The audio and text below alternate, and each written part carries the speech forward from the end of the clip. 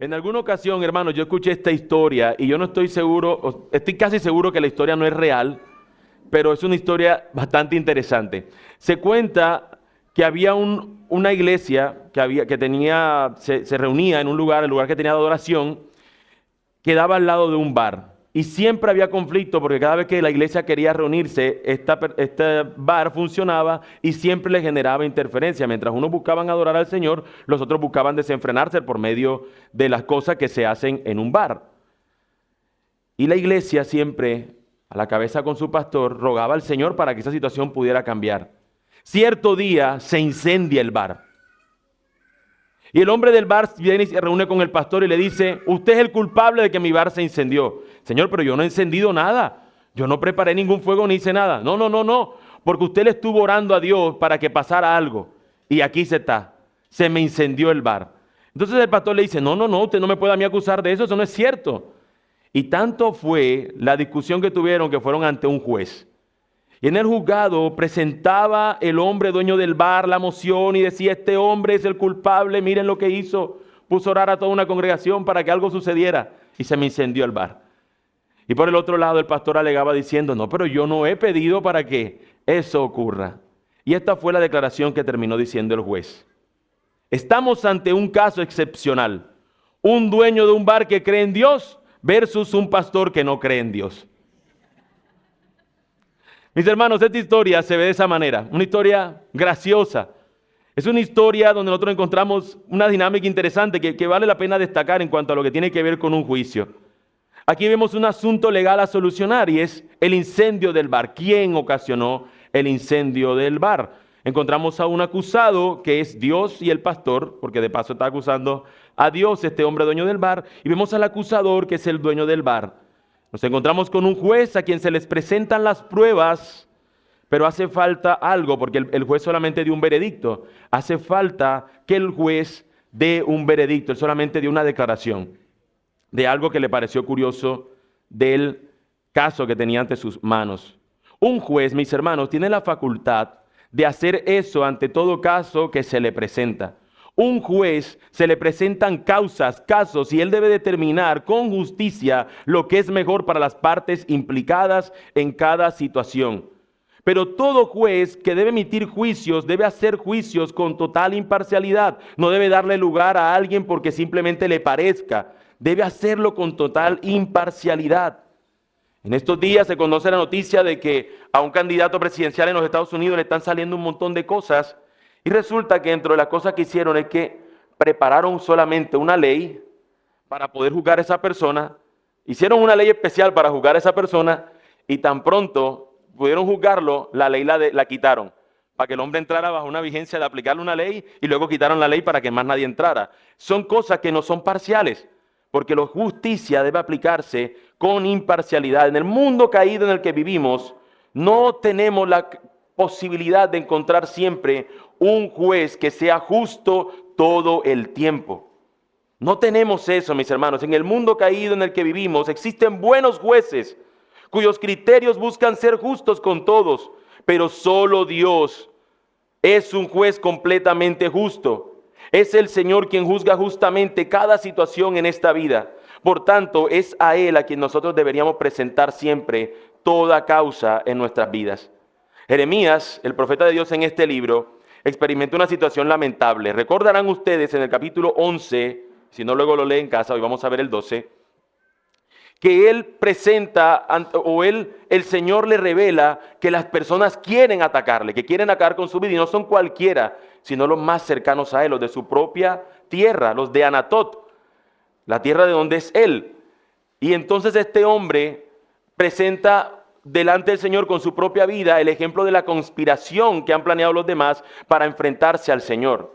Pero en el día de hoy esta situación él no la deja pasar, sino que la va a presentar delante del Señor. Como una oveja al matadero lo han llevado, pero él viene a acercarse al Señor para presentar su causa. Y esto es algo que nosotros deberíamos considerar.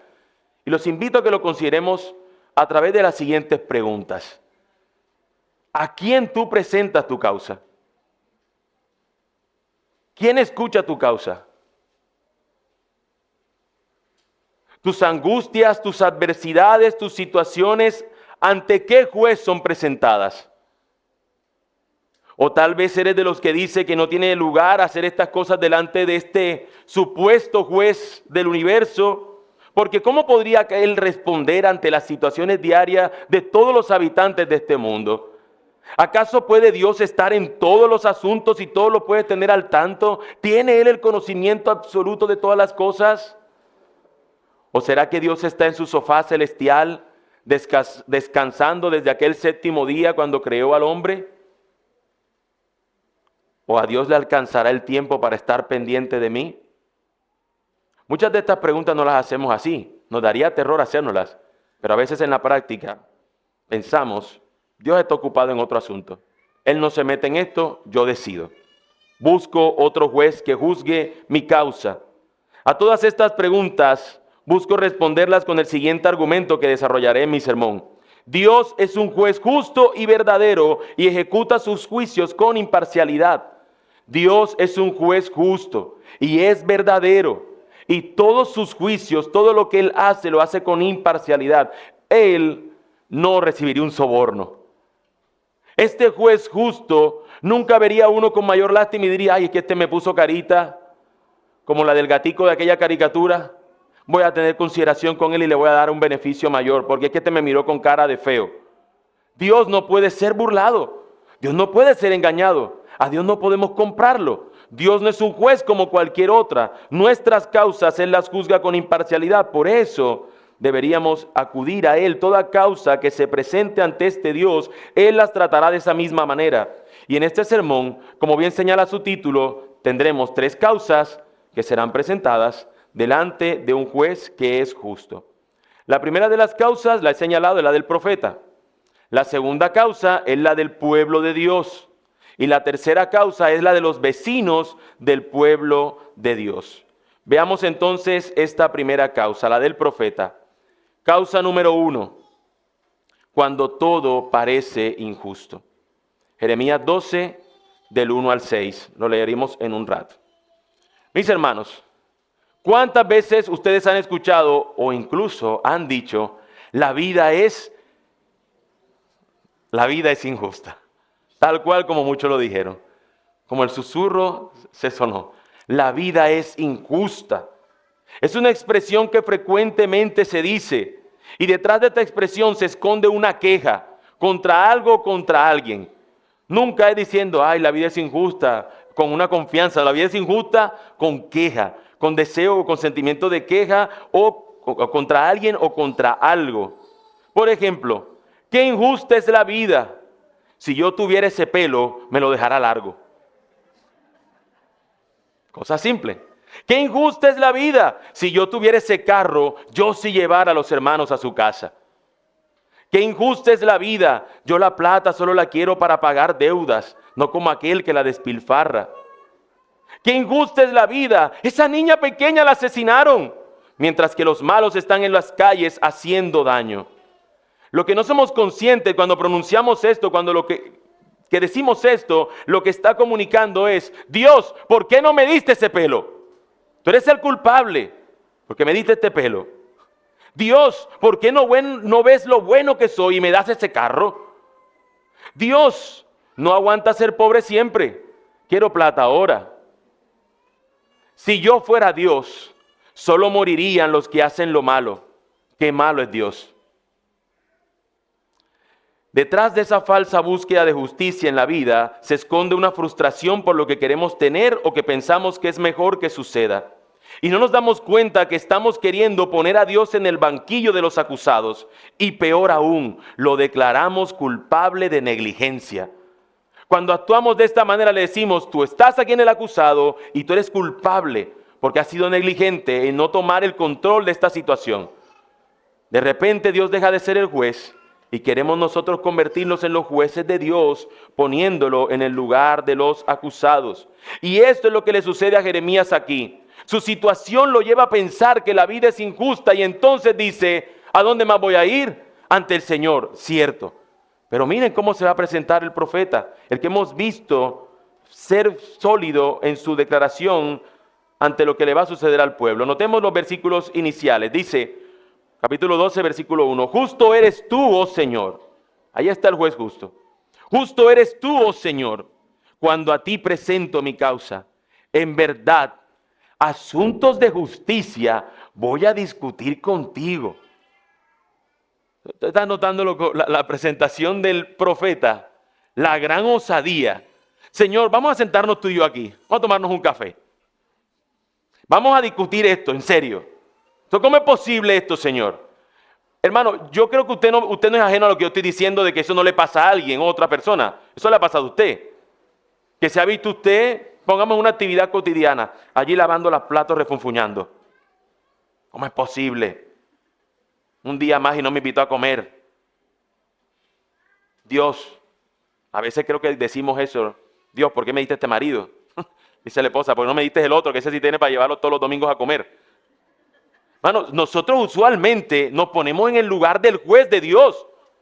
Nos ponemos continuamente. Aquí está el profeta haciendo lo mismo. Señor, voy a discutir en verdad asuntos de justicia. Voy a discutir contigo. Y esta es la discusión. ¿Por qué prospera el camino de los impíos y viven en paz todos los que obran con perfidia? Señor, ¿por qué los demás tienen y yo no? Señor, ¿por qué los demás parece que prosperan y por qué yo no? ¿Por qué todo el mundo luce feliz? Y peor aún, porque te hacen más daño en la herida y te pones a ver Instagram. En Instagram todo el mundo está feliz. No creas eso. No lo creas. Todo el mundo en Instagram, nunca nadie dice, discusión número 15.237 con mi esposo. Nadie va a decir eso. Todo el mundo luce tomándose una foto en un lugar que tiene un corazón en la parte de atrás. Salen de la foto y enseguida se separan del corazón. Mis hermanos, nosotros continuamente observamos eso y señalamos eso. Señor, ¿por qué le pasa esto bueno a este y por qué a mí no? Y eso es lo que yo llamo como lo que a veces no entendemos. Es lo inentendible a veces de la vida para nosotros y es lo que presentamos delante de Dios como ese acto injusto. Señor, esto es injusto. ¿Por qué a este que es malo le va bien? ¿Y por qué yo que soy tu hijo no me va bien? Salmo 73, seguramente alguno lo tiene en mente, ¿no? Ese salmo de Asaf donde presenta esa dicotomía que él observa allí en cuanto a los que hacen el bueno y no les va bien y a estos que hacen el mal continuamente parece que sí les va bien. Ahora, a veces podremos presentarnos delante del Señor como con este sentido de que lo inexplicable lo presentamos delante del Señor con una actitud errónea. Pero no podemos seguir de manera equivocada delante de Él, pero el profeta sí lo hizo. Versículo 2. Tú los plantas y echan raíces, crecen, dan fruto, cerca estás de sus labios, pero lejos de su corazón. Hermanos, Él está diciendo, tú eres el culpable de que esto sea así. Tú que conoces mi corazón, tú a mí no haces eso. Ni un chancecito, ni un respiro me das. Hermanos, ¿no se han sentido en esa situación donde sales de una y entras en otra enseguida? ¿Y qué es peor? Dice, bueno, ¿y para cuándo el cielo? Porque nos sentimos agobiados en la tierra. Y lo que dice el profeta es, pero tú me conoces, oh Señor, tú me ves y compruebas la actitud de mi corazón para contigo. Señor, mi deseo con ellos es que los arrastres como ovejas para el matadero y sepáralos para el día de la matanza. ¿Se dan cuenta del deseo, de la intensidad con la que él estaba lidiando con su propio asunto? Ahora, ¿usted cree que eso no es lo que usted desea cuando una persona prospera y usted dice, porque yo no tengo la prosperidad de él? ¿Qué está diciéndole usted? ¿O que se muera y me dé esa herencia a mí? ¿O que él sufra lo que yo estoy sufriendo y yo tener esto? ¿Hasta cuándo estará de luto la tierra y marchita la vegetación de todo campo? Por la maldad de los que moran en ella han sido destruidos los animales y las aves, porque han dicho, Dios no verá nuestro fin. Esto malo está sucediendo por causa de los ricos, es lo que dice él. Por causa de los que tienen está pasando este mal. Pero el pueblo del Señor le dirá que no es, el Señor le dirá que no solamente es las personas que más poseen, las que son causantes del mal que le viene al pueblo, sino que el Señor dice que todos, sin excepción, han sido los culpables de eso. Presenta, mis hermanos, sí, siempre tu causa al Señor, pero no la presentes con una actitud deshonesta o con una actitud poco sincera. No te pongas tampoco creativo. Sé sincero delante del Señor. ¿Podrás engañar a Dios acaso? No podrás hacerlo. No es posible hacerlo. Así que presenta tu causa, pero deja a un lado la osadía. No te iguales. Esa expresión que suena de otra manera, no seas igualado delante del Señor. No te compares, no creas que eres como Él. Tú no eres Dios. Y eso lo notamos en la respuesta de altura que le da el juez justo a la causa que presenta el profeta delante de él. Mire lo que dice el versículo 5. Si corriste con los de a pie y te cansaron, ¿cómo pues vas a competir con los caballos? Esto lo que está diciendo es que mira, yo solamente te avisé de que te iban a hacer daño.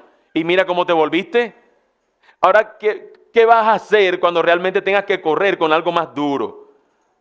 Porque eso es lo que el Señor le va a decir que le viene. Si caes en tierra de paz, ¿cómo te irá en la espesura del Jordán? Porque además tus hermanos y la casa de tu padre, también ellos te han traicionado. También ellos han dado gritos en pos de ti. No les creas aunque te digan cosas agradables. Esto es el correr con los caballos que le dice el Señor a él. Yo te dije que los de Anatod estaban en contra tuya, pero el Señor le revela algo más difícil. Y es que tu propia casa, no solamente tu pueblo, los de tu casa te dicen, te queremos, Jeremías.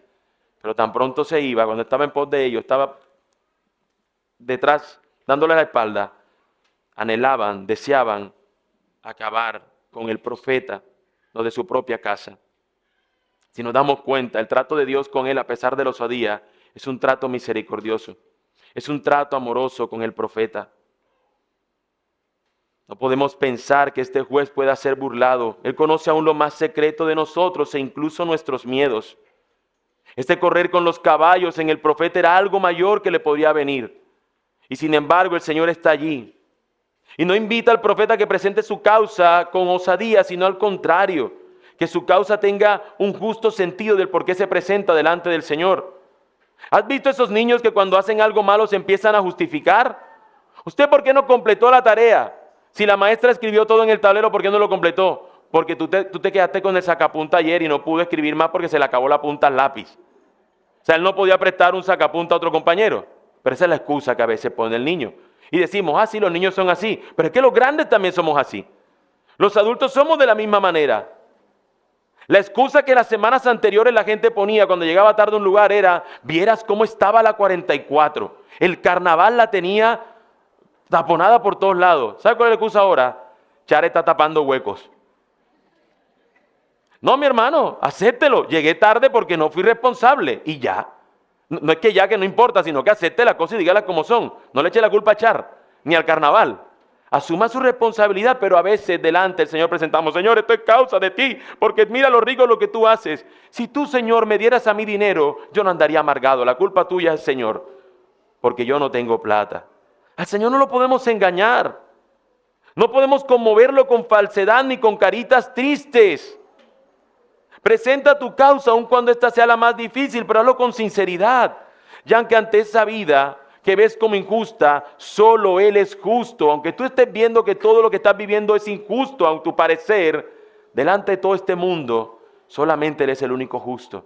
Ve a Él, ve a Él. La vida nos presenta, o la Escritura más bien nos presenta, que este mundo es un mundo caído por causa de la desobediencia del hombre. Y después de la caída todo empezó a ser una espiral descendente de pecado. Y el Señor viene y nos muestra su gracia, su obra de salvación por medio de lo que hizo en la cruz. Sin embargo, el hombre sigue deleitándose en el mundo y sus deleites, en lugar de ver a aquel que es el único Dios justo o lo único justo en este mundo. Dios, que acusamos continuamente de ser el causante de las cosas, la mayor parte de las veces, digo esto mejor, Dios es el juez justo y soberano, y no hay nada que ocurra en este mundo que no sea por su soberana voluntad. Pero quizás nosotros en nuestro corazón queremos siempre hacerlo el principal responsable o el único autor responsable o aquel que tenemos que decir las cosas porque Él es Dios, cuando a veces perdemos de vista que muchas de las cosas que vivimos es por causa de nuestro propio pecado, por causa de nuestra propia irresponsabilidad o la de otros. Él es el único juez que actúa con justicia, pero el hombre es responsable de sus actos. Debemos ver las situaciones como lo son. El resultado de la realidad en un mundo caído donde pecadores toman decisiones y por ende no todas esas decisiones son conforme a la voluntad de Dios. ¿Cómo podemos esperar que en una vida podamos ver justicia cuando el hombre está inmerso en sus pecados? Vamos al juez justo para encontrar el descanso en Él, pero no todo el tiempo podemos encontrar la solución, porque la solución se encuentra en Cristo y los hombres no están yendo a Él. Nuestra situación no debe nublarnos el juicio correcto de la realidad de quién es Dios. Dios es un juez justo y verdadero, y sus juicios los ejecuta con imparcialidad. Así que considera quién tú eres y quién es Él. Si tú no eres justo completamente y Él sí lo es, mi hermano, yo te pregunto, ¿a quién nosotros deberíamos ir? ¿A quién deberíamos escuchar ante nuestras causas?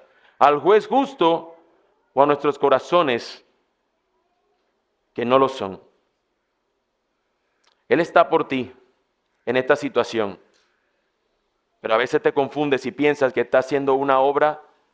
Esto que está pasando a mí pronto se solucionará, ya pronto llegará un buen empleo, mejor que este.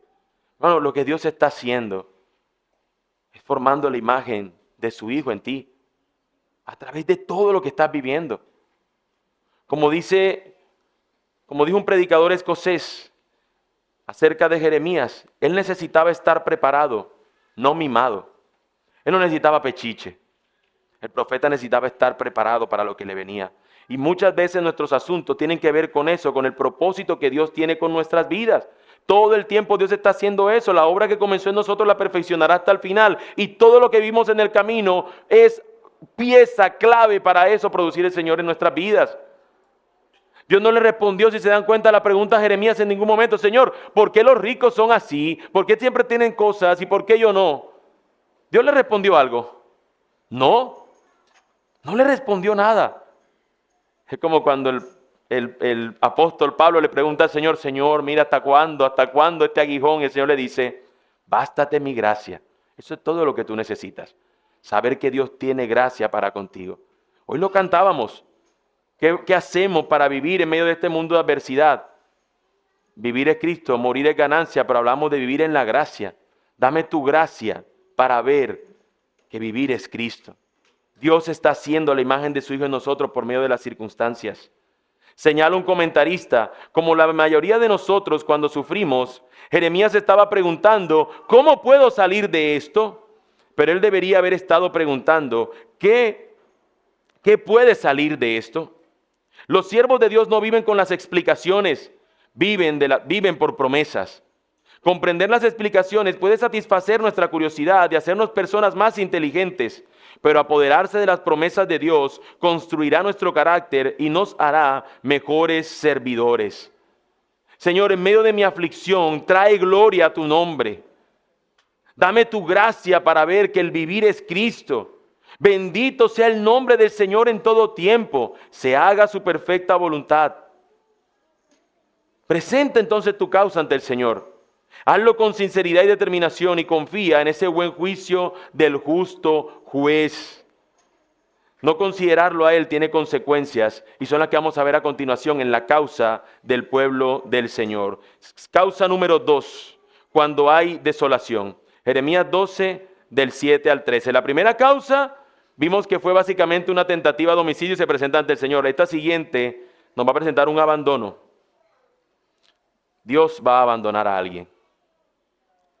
He dejado mi casa, he abandonado mi heredad, he entregado a la amada de mi alma en manos de sus enemigos. Mi heredad vino a ser para mí como león en la selva, rugió contra mí, por tanto la aborrecí. Dios es quien hace esto. La causa que aquí va a ser juzgada ahora delante del juez del universo no es la del profeta, sino la del pueblo del Señor, que ha sido necio y rebelde ante Él. Y Él dice: ¿saben qué voy a hacer con este? Este es mi veredicto. Van a ser abandonados. ¿Cuáles son las razones por las cuales el pueblo de Dios va a ser abandonado aquí y entregado a las demás naciones? Bueno, el Señor empieza a presentar las causas, las razones. Número 1, porque han sido como un león contra mí. Han rugido y han atacado a aquel que era el dueño, aquel que era el esposo de esta novia. Y se han comportado como un león contra mí, una fiera para atacarme. La otra manera como el Señor la compara, versículo 9, como un ave de rapiña. Ellos han sido para mí como ave de rapiña. ¿Es acaso mi heredad para mí como ave de rapiña de varios colores? Dios no la veía así, pero así fue como terminó siendo la nación. Mientras el Señor la había presentado y la presenta como alguien dulce, como alguien hermoso, alguien bella, ella se convierte en una fiera, en un ave de rapiña. Están las aves de rapiña por todos lados contra ella. Vayan, reúnan a todas las bestias del campo, tráiganlas para que la devoren. Dense cuenta, se comporta como un león, y dice al final de esa frase, león dice, la aborrecí. Ahora se comportó como un ave de rapiña, traigan a las demás aves de rapiña para que la devoren. Siguiente asunto, es una viña. Muchos pastores han arruinado mi viña, han pisoteado mi heredad, han hecho de mi hermosa heredad un desierto desolado. Era una hermosa viña, pero Dios aquí trae la desolación a su viña. Cuarta razón, fue hecha una desolación. Desolada llora sobre mí, todo el país ha sido desolado, porque no hubo nadie que le importara. Sobre todas las alturas desoladas del desierto han venido destructores, porque la espada del Señor devora de un extremo de la tierra al otro. No hay paz para nadie. Entonces démonos cuenta lo que se ha dicho. Será un desierto desolado, el Señor hará que sea devorada, el Señor la ha aborrecido y el Señor no le dará paz a nadie.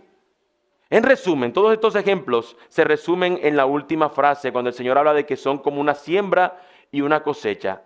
Y esta última frase en la que quiero detenerme, todas las demás cosas que he señalado se resumen en esta parte final del versículo 13. Han sembrado trigo y han segado espinos, se han esforzado sin provecho alguno. Avergüéncense pues de sus cosechas a causa de la ardiente ira del Señor.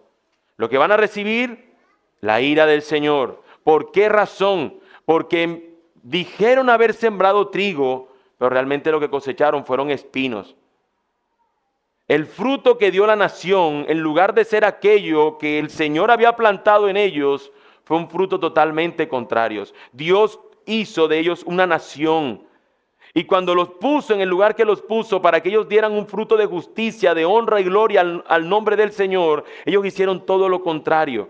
Y por causa de eso, entonces el Señor, lo que ellos han recogido por estos malos actos y este fruto malo que ellos han dado, será la ira del Señor. Lo que han sembrado, lo recogerán ahora. Han amontonado contra ellos el juicio del Señor y ahora el juicio del Señor es lo que recibirán. Que Dios haya determinado que su ira ardiente venga sobre su heredad no es un acto de injusticia. Y aquí quiero hacer todo lo posible por ser lo suficientemente explicativo y claro para que no se vea que si estamos hablando de un juez justo, entonces nosotros digamos cuando se aplica la fuerza contra la maldad, a veces decimos, eso no me parece justo. De hecho hay un tremendo escándalo, no sé cómo llamarlo, por una cárcel en un país centroamericano donde se le está haciendo pagar con dureza a los que han hecho el mal en ese país. Y quizás algunos digan, no me parece que es lo más correcto. Pero ¿cómo se paga el mal? No estoy diciendo aquí cuál sería la posición correcta, pero tendríamos que pensar cómo se tiene que aplacar la maldad. Porque el Señor lo que está haciendo aquí es que aquellos malos reciban todo el peso de su ira. Y si nosotros pensamos eso de cualquier otra persona, es muy probable que pensemos, Dios es malo, porque va a llevar su ira sobre aquellos que han hecho lo malo. Así que permítame utilizar esta ilustración para explicar algo acerca del concepto de la ira del Señor. La ira del Señor en muchas ocasiones se compara como un fuego ardiente, que viene y consume o viene sobre aquellos injustos, ¿no? El fuego, para que se produzca, se hace a través de algo llamado el triángulo del fuego. Necesita 3 componentes. Quizás yo voy a mencionar aquí unos nombres, usted de pronto lo sabe de otra manera. Uno es el combustible, otro es algo llamado el comburente y otro es algo llamado el calor. El combustible es la materia que se quema, es lo que se quema, se transforma en otra cosa, se oxida y usted lo ve luego que queda negro. Eso es lo que llamamos combustible, un elemento junto con otras cosas que se queman. Hay cosas que se queman con mayor facilidad que otras. Bueno, en mi metáfora de acerca de la ira del Señor, el fuego como esa ira, estos son quienes reciben la ira. Estos son quienes reciben la ira, el combustible. Pero el comburente es lo que reacciona con el combustible para que se produzca la combustión. En mi metáfora, el comburente son los pecados del hombre, que junto con este hombre que debe recibir el castigo por causa de sus pecados, se va a producir o se va a dar hacia ellos la ira del Señor que deben recibir como el fuego. Pero hace falta un tercer elemento y es el calor.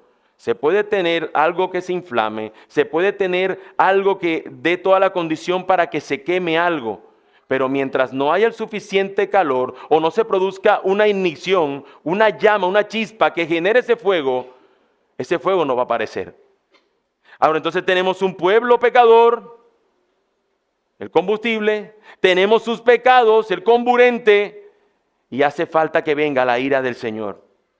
Pero es hasta que alcance la temperatura, es hasta el tiempo que el Señor determine, es hasta que la chispa se inicie y se produzca el fuego. Pero si antes de que esa llama se inicie, antes de que la chispa se prenda, el Señor le da la oportunidad a estos que se arrepientan, quita los elementos, eso se va a quemar, quítalo, llévate eso para allá para que no se prenda. La condición es, hagámoslas todas las imposibles para que esto no se prenda, pero ¿sabe qué decía el pueblo? Nos gusta así, y tráeme más combustible, y tráeme más comburente, y qué importa que venga esa chispa, que se prenda esto. ¿Se dan cuenta que la ira del Señor no es simplemente un impulso del Señor que le dio rabia? El Señor le dio un tiempo largo a su pueblo para que se arrepintiera, pero las condiciones estaban dadas para que ellos recibieran el perdón. Pero no lo hicieron. Y el Señor les está diciendo, ya la temperatura se alcanzó, solamente falta algo, la chispa inicial. ¿Y saben algo? Ya está dada también cuando es ese momento. Mis hermanos, amigos, Dios no está siendo injusto por traer la desolación a su pueblo. Cuando esta desolación se ha presentado, cuando Dios abandona a alguna de sus criaturas, es porque esa criatura rechazó de manera clara y con frecuencia al Señor. Nadie puede realmente acusar a Dios con argumentos reales de que Dios ha sido injusto, porque no sería cierto. No hay nadie que pueda presentarse al Señor en el día final y le diga, es que yo no te conocí a ti, a mí nadie me habló de ti, porque el Señor dice que toda la creación informa que hay un creador. Y eso no es solamente porque el Señor obra en nosotros para llevárnoslos a creer. Es que usted cuando se pone a asombrar eso, usted dice, pero ¿cómo es posible que una nebulosa salga todo esto? ¿Cómo es posible? Tiene que haber algo, tiene que haber una causa creadora. Pero cuando nosotros observamos que aquellos que fueron buenos no deberían recibir lo malo, que es lo que dice el profeta, en su causa personal Dios le dice, sí, tú estás representando, Jeremías, a aquellos que se decían que eran buenos y que recibieron lo malo. Oh Señor, pero los malos recibieron lo bueno. Sí, Jeremías. Y esa es la tercera causa que aquí nos vemos. Causa número 3, cuando aún queda esperanza. No sé si alguno de ustedes ha visto algún video de un juez llamado Frank Caprio. Es un viejito, todo bonachón, que se le presentan los papás diciéndole, mire, es que dejé el carro mal parqueado, o algún caso menor, y el hombre viene y le dice al niño que trae, ven nene, ¿cuánto hacemos que tu papá pague? Entonces el niñito, a veces algunos son vivos y, no, nada, no, a veces el juez dice, no, hay que pagar algo, o a veces el juez, movido a misericordia, dice, vamos a desestimar este caso, que no es suficientemente una cosa grave como para que paguen, son casos menores, y siempre es que a través de familias que este juez termina sensibilizando para realmente no aplicar un peso grande de la justicia sobre esa familia o sobre esa persona que ha cometido una infracción.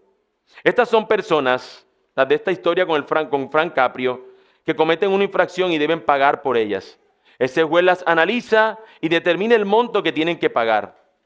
¿Podrá alguien que hace el mal, les pregunto, delante de Dios salir como no culpable de sus pecados? ¿Podrá alguien que es culpable de sus pecados salir delante de Dios como si fuera alguien no culpable? La verdad es que sí, pero no por sus obras, por la obra de Cristo, porque Él es el que recibe la sentencia de ese juez. Si ese no recibe la sentencia, no hay nadie que pueda salir bien librado delante del Señor. El juez dicta sentencia, y aquí la vemos en el versículo 14. Así dice el Señor en cuanto a todos mis malvados vecinos, que atacan la heredad que he dado en posesión a mi pueblo Israel. los arrancaré de su tierra y a la casa de Judá la arrancaré de en medio de ellos. Después que los haya arrancado, volveré y les tendré compasión. Esto es lo que está diciendo el Señor. Los vecinos de Israel no son los que lo van a llevar exiliado. Los vecinos de Israel siempre han sido enemigos de Israel. Pero ahora que venga este otro pueblo, que viene a llevarse exiliado al pueblo, no solamente se va a llevar al pueblo del Señor, sino que también va a llevarse a los vecinos. Y a todo eso se los va a arrancar. Pero, después que los haya arrancado, volveré y les tendré compasión, y los haré regresar cada uno a su heredad y cada cual a su tierra. Y si ellos de verdad aprenden los caminos de mi pueblo, jurando en mi nombre, vive el Señor, vive el Señor. O sea, van a jurar diciendo, solamente Él es el Señor, vivo y verdadero. Si ellos hacen eso, así como ellos le enseñaron a mi pueblo a jurar por Baal, entonces serán restablecidos en medio de mi pueblo. Pero si no escuchan, entonces arrancaré esa nación. Sí la arrancaré y la destruiré, declara el Señor. Aquí hay una promesa y una esperanza. A estos pueblos vecinos, ciertamente cuando el pueblo del Señor vuelva, muchos de esos pueblos vecinos también van a volver y van a buscar ocupar sus ciudades. Pero el Señor les dice, si ustedes se arrepienten y en lugar de seguir adorando a sus deidades, me adoran a mí, yo los perdonaré y nunca los exterminaré. Pero si no lo hacen, van a ser exterminados. Este texto aquí nos presenta a Dios que a pesar del pecado se dispone a perdonar dicho pecado y tener una relación con el pecador. Dios está aquí dispuesto a perdonar la maldad de estos hombres. Y no solamente eso, sino diciendo, mira, ven y júntate conmigo. Hermanos, nosotros ese concepto humanamente no lo tenemos, no es asociable. Usualmente cuando vemos ese tipo de cosas decimos, no, esto no es posible. Que una persona le hayan hecho maldad y luego venga y diga, te perdono, y luego se reúna con ese. Es algo poco habitual. Pero el Señor aquí lo está diciendo. Recordemos una vez más, mis hermanos, que Él es ese juez justo y verdadero, y sus juicios los ejecuta con imparcialidad. ¿Cómo puede Dios pasar por alto estos pecados y seguir siendo justo? ¿Cómo puede Dios hacerlo? ¿Habrá disponibilidad de esa gracia para nosotros hoy? Oh, pero por supuesto que sí, mi hermano. Para nosotros que somos creyentes podemos seguir contando con esa gracia hasta el final de esta vida aquí y por la eternidad de lo que Él ha hecho por nosotros, que nos ha rescatado. Pero si tú estás aquí y no conoces a este Salvador, hoy Él te ofrece de esa gracia.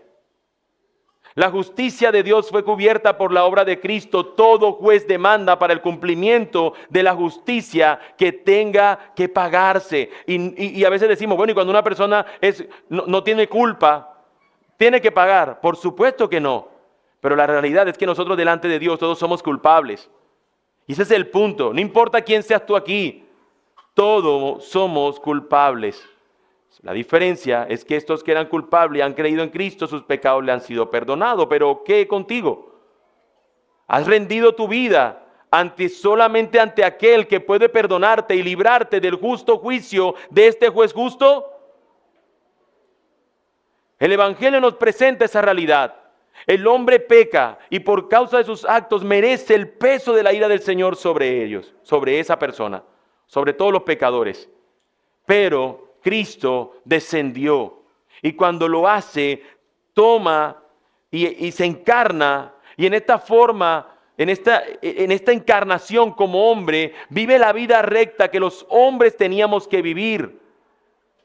Y cuando se presenta en la cruz, Él no era culpable de nada porque no había pecado en Él.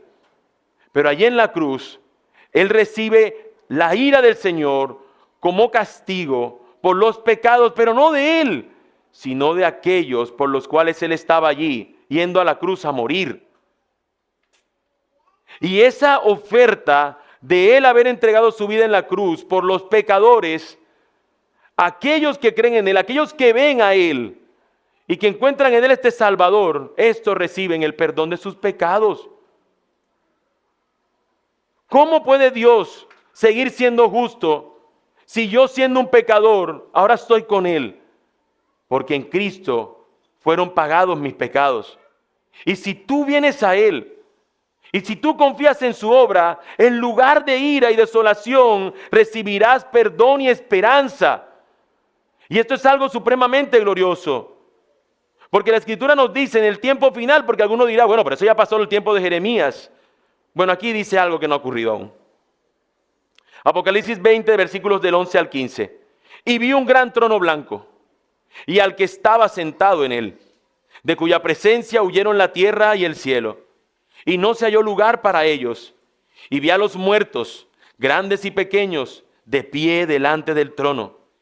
Y los libros fueron abiertos, y otro libro fue abierto, que es el libro de la vida. Y los muertos fueron juzgados por lo que estaba escrito en los libros, según sus obras. Y el mar entregó los muertos que estaban en él, y la muerte y el Hades entregaron a los muertos que estaban en ellos, y fueron juzgados, cada uno según sus obras. Y la muerte y el Hades fueron arrojados al lago de fuego. Esta es la muerte segunda, el lago de fuego. Y el que no se encontraba inscrito en el libro de la vida fue arrojado al lago de fuego. Nuestras obras, ¿qué dirían si fueran presentadas únicamente nuestras obras? Arrójenlo.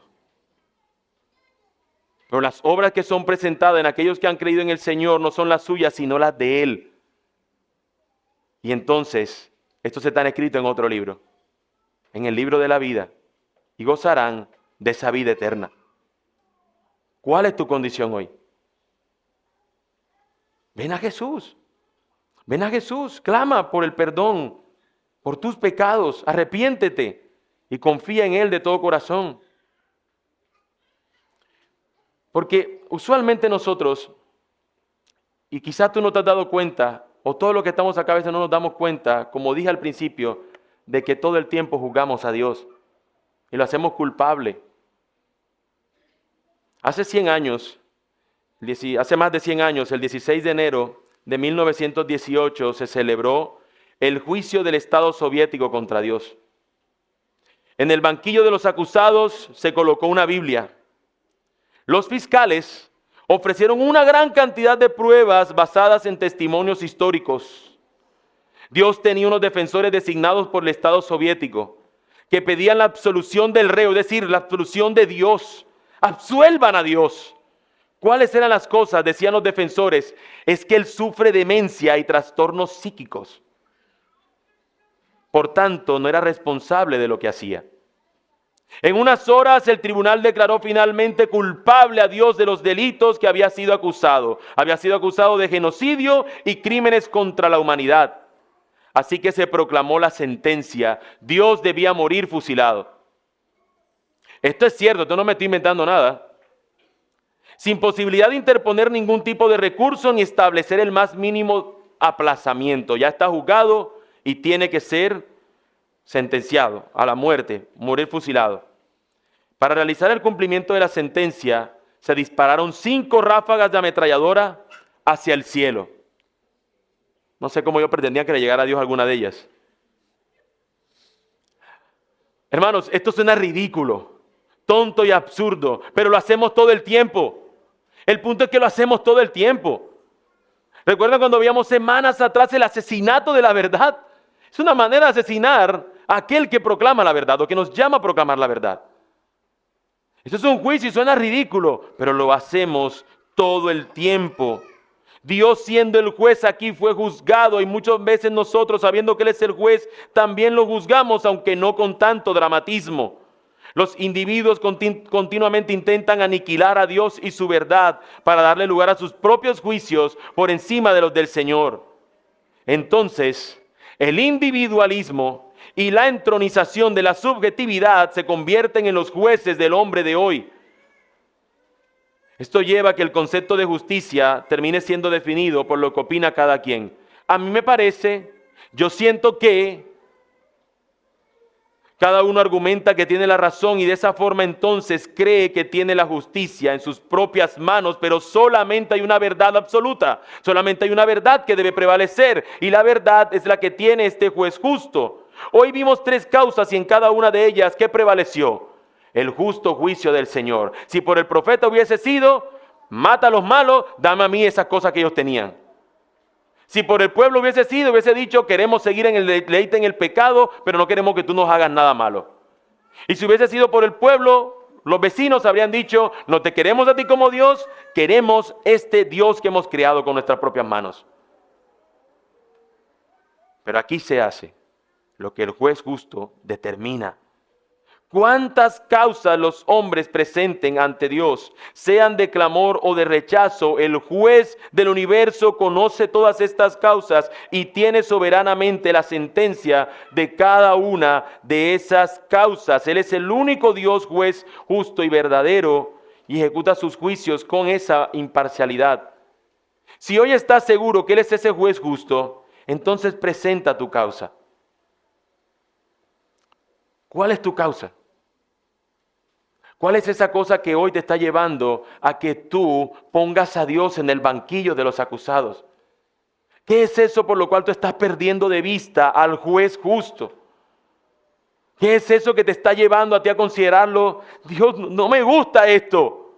¿Qué es eso? ¿Cuál es esa causa? Ponla allí, tenla allí y oremos juntos, porque no podemos considerar que esa causa o en esa causa nosotros tenemos que seguir siendo los jueces. Él es el juez. Presentémosla entonces delante de Él.